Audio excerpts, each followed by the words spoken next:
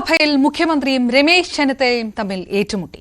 സംസ്ഥാനത്ത് കുട്ടികളിലും യുവാക്കളിലും കൂടിവരുന്ന അക്രമ സംഭവങ്ങളെക്കുറിച്ചുള്ള ചർച്ചയ്ക്കിടെ TP കേസിലെ പ്രതികൾക്ക് കൊടുത്ത പരോളിന്റെ കണക്ക് വായിച്ചതാണ് പിണറായി വിജയനെ പ്രകോപിപ്പിച്ചത്.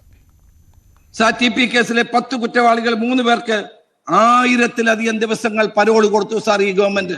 KC രാമചന്ദ്രൻ 1081. തിരുവഞ്ചൂർ രാധാകൃഷ്ണന്റെ ചോദ്യത്തിന് ബഹുമാനപ്പെട്ട മുഖ്യമന്ത്രി അങ്ങ് കൊടുത്ത മറുപടിയാണ്. KC രാമചന്ദ്രൻ 1081 ദിവസം, ട്രൗസർ മനോജിന് 1061 ദിവസം, അണ്ണൻ സജിത്തിന് 1078 ദിവസം. ഏകദേശം ഈ കൊലപാതകികൾ 3 വർഷം ജയിലിന് പുറത്തായിരുന്നു. കാപ്പ കേസിലെ പ്രതിയെ പത്തനംതിട്ടയിൽ മാലയിട്ട് മുദ്രാവാക്യം വിളിക്കുന്ന ഒരു മന്ത്രിയെ കണ്ട് കേരളം ലജ്ജിച്ച് തലതാഴ്ത്തി സാർ. ഇദ്ദേഹം ഈ മിസ്റ്റർ ചീഫ് മിനിസ്റ്റർ എന്ന് പറഞ്ഞിട്ട് കുറെ ചോദ്യങ്ങൾ ചോദിച്ചുകൊണ്ടിരിക്കുന്നുണ്ട്. ഈ ഓരോന്നിനും ഞാൻ ഇടക്കിടക്ക് ഉത്തരം പറഞ്ഞുകൊണ്ടിരിക്കണോ?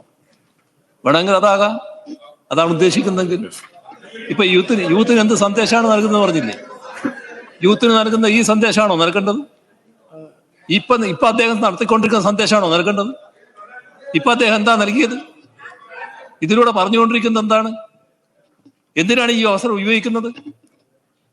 ഇത് സമൂഹം നേരിടുന്ന ഒരു വിപത്തിനെ നേരിടുന്ന രീതിയിലാണോ അദ്ദേഹം സംസാരിച്ചുകൊണ്ടിരിക്കുന്നത്? അതാണോ ശരിയായ രീതി? യാഥാർത്ഥ്യം മനസ്സിലാക്കാൻ കഴിയണം. ഇന്ന് നാട് നേരിടുന്ന പ്രശ്നം എന്താണെന്ന് മനസ്സിലാക്കാൻ കഴിയണം. ഇടക്കിടക്ക് മിസ്റ്റർ ചീഫ് മിനിസ്റ്റർ എന്ന് പറഞ്ഞ ഒരു ചോദ്യം ചോദിച്ചാൽ പാത്രം പോരാ. നിങ്ങളാണ് കേരളത്തിന്റെ മുഖ്യമന്ത്രി, നിങ്ങളാണ് കേരളത്തിന്റെ ആഭ്യന്തര വകുപ്പിന്റെ ചുമതലയുള്ളയാൾ. നിങ്ങളെ കുറ്റപ്പെടുത്തും. അതിനെന്തിനാണ് അങ്ങ് ഇത്ര അസഹിഷ്ണുത കാണിക്കുന്നത്? അങ്ങേ കുറ്റപ്പെടുത്തും. വെറുതെ ഇങ്ങനെ പറഞ്ഞിട്ട് കാര്യമില്ല സാർ. ഞാൻ എന്ത് പ്രസംഗിക്കണമെന്ന് ബഹുമാനപ്പെട്ട മുഖ്യമന്ത്രി തീരുമാനിക്കണ്ട.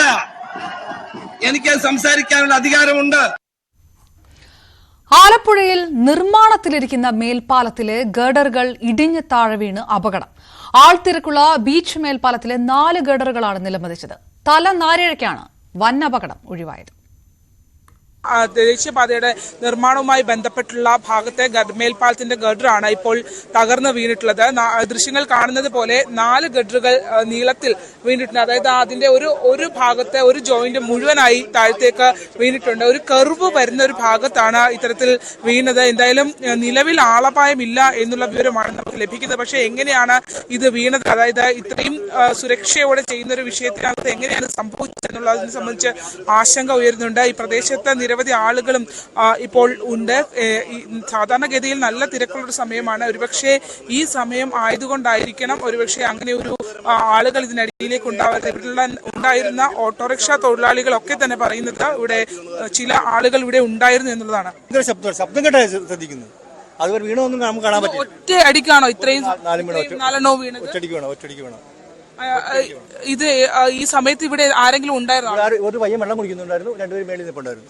നിർമ്മാണം നടക്കുന്നുണ്ട്. ആളപായമില്ലെന്നുള്ളതാണ് മനസ്സിലാക്കുന്നത്. പക്ഷേ ഒരു തലനാരിഴയ്ക്ക് രക്ഷപ്പെട്ടു എന്ന് പറയുന്നതായിരിക്കും. വലിയ തിരക്കുള്ളൊരു സ്ഥലം കൂടിയാണ്. തിരക്കിനേക്കാൾ ഉപരി ഇവിടുത്തെ വീടുകളിൽ സ്ഥലമെടുപ്പ് നടത്തിയപ്പോൾ വീടുകളുടെ അതിർത്തിയോട് ചേർത്താണ് സ്ഥലമെടുപ്പ് നടന്നത്.